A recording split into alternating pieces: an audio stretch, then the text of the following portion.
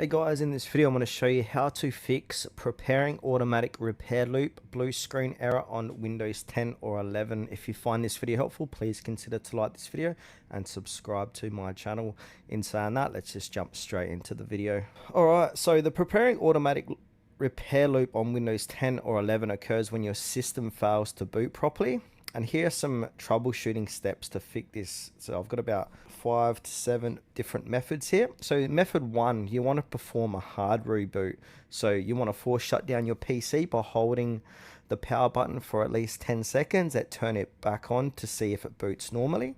Method 2, boot it into safe mode. So you want to turn off your PC and power it back on. Repeat this 3 times until you see the advanced startup options. Then from there, select Troubleshoot, Advanced Options, Startup Settings. Choose Enable Safe Mode and see if your PC starts. Method 3, run Startup Repair.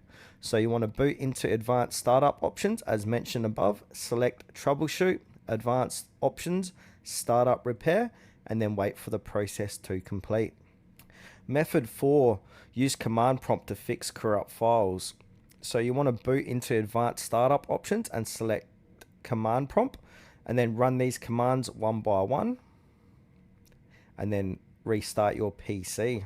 Method 5, disable automatic repair.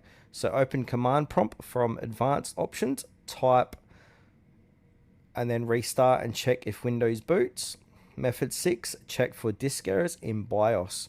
So you want to enter BIOS, so press F2, F12 delete or escape during startup. Check if your hard drive SSD is detected.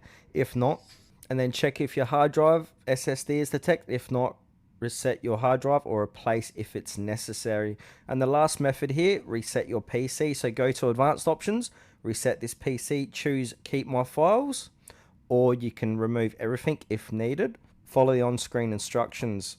If none of these steps work, you may need to reinstall Windows using a bootable USB drive. Let me know in the comments below if you need further guidance.